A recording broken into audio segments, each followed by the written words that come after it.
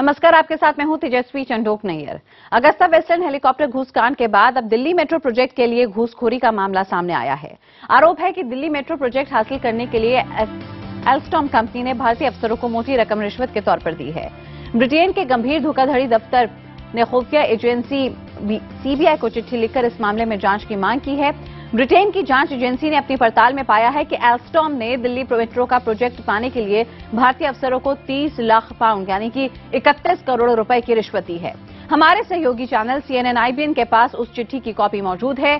CBI को लिखी चिट्ठी में ब्रिटिश जांच एजेंसी ने लिखा है कि एल्स्टॉम ने हांगकांग की कंपनी को कंसल्टेंट बनाया और उसके बाद जो पैसा बतौर कंसल्टेंट इस कंपनी को देना चाहिए था वो नहीं मिला। इस समझौते पर फर्जी दस्तखत भी हैं और ये कहीं ना कहीं इस शक को उजागर करता है कि कहीं ये पैसा भारत में अफसरों को तो नहीं दिया गया दिल्ली मेट्रो का प्रोजेक्ट पाने के लिए।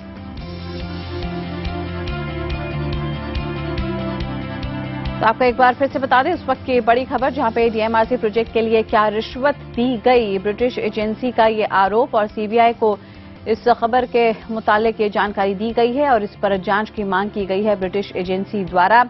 यहां पे बताया जा रहा है कि ब्रिटिश एजेंसी को शक है कि एल्स्टॉम ने दिल्ली मेट्रो प्रोजेक्ट प्राप्त करने के लिए रिश्वत दी है।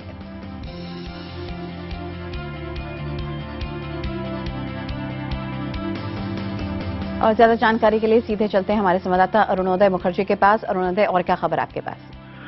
इसमें अभी सीबीआई जांच कर रही है, लेकिन फॉर्मल तरीके से जांच कर रही है क्योंकि ये सीरियस फ्रॉड ऑफिस जो कि आप उसको इक्वेट कर सकते हैं हिंदुस्तान में जैसे इकोनॉमिक ऑफेंसेस विंग होता है, उस तरीके का एक इंडिपेंडेंट बॉडी है यूके गवर्नमेंट के अंडर।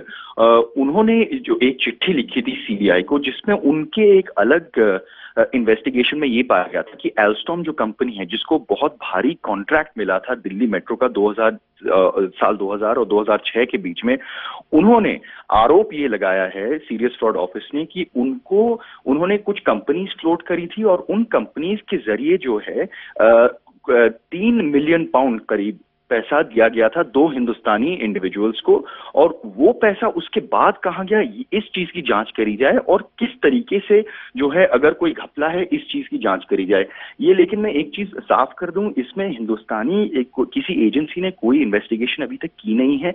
ये पूरी तरह जो है जो टिप्पणी करी गई है वो पूरी तरीके से यूके की एजेंसी ने की है, तो इसमें हिंदुस्तान से कोई कॉन्फर्मेशन नहीं आ रहा है। हम लोगों ने सूत्रों के हवाले से ये खबर चलाई थी। बिल्कुल, ऐसे में अगर यहाँ पे सीबीआई इस खत को, इस चिट्ठी को संज्ञान में लेती है अरुणोदय, तो क्या यहाँ पर जो अफसर हैं उन पर ये बड़ी गाज गिर सकती है? और साथ ही मैं आपसे ये भी जानना चाहूंगी, क्या इसके कोई राजनीतिक मायने भी निकाले जा सकते हैं? अगर जांच होती है तो क्या अफसरशाही से ऊपर भी यहाँ पर इसकी आंच पहुंच सकती है? जी बिल्कुल पहुंच सकती है, लेकिन इस वक्त वो चीज कहना या उसका अनुमान लगाना थोड़ा मुश्किल होगा, लेकिन जरूर ये जांच का विषय बन सकता है। और खास करके ये चुनाव का माहौल जो चल रहा है और दिल्ली मेट्रो एक जो है राजधानी की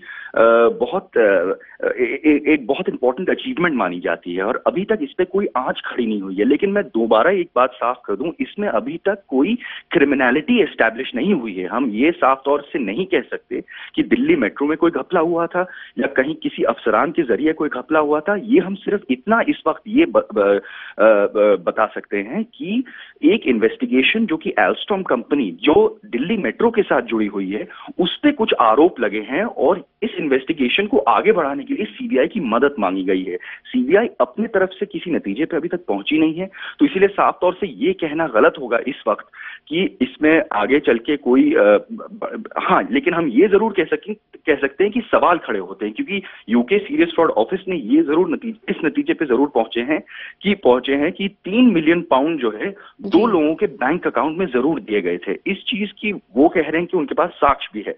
अब ये पता लगाना बहुत जरूरी है कि ये 2 हिंदुस्तानी कौन थे, किस पद पे थे, क्या सरकार में शामिल थे, या ये जो पैसा इनके पास पहुंचा था ये उसके बाद कहां गया। इन सवालों का जवाब बहुत जरूरी है और साफ तौर से ये चुनाव के माहौल में, और जबकि राहुल गांधी जो है भ्रष्टाचार को लेकर एक आंदोलन की बात कर रहे हैं, ये जरूर एक बड़ा सवाल खड़ा करेगा। बिल्कुल अरुणोदय, यहाँ पे बड़ा मामला ये तब बन सकता है अगर सीबीआई, जो कि जांच एजेंसी है यहाँ पे भारत की, वो अगर ब्रिटिश जांच एजेंसी की इस चिट्ठी को संज्ञान में लेती है तो जरूर यहाँ पे कुछ हलचल शायद पैदा हो।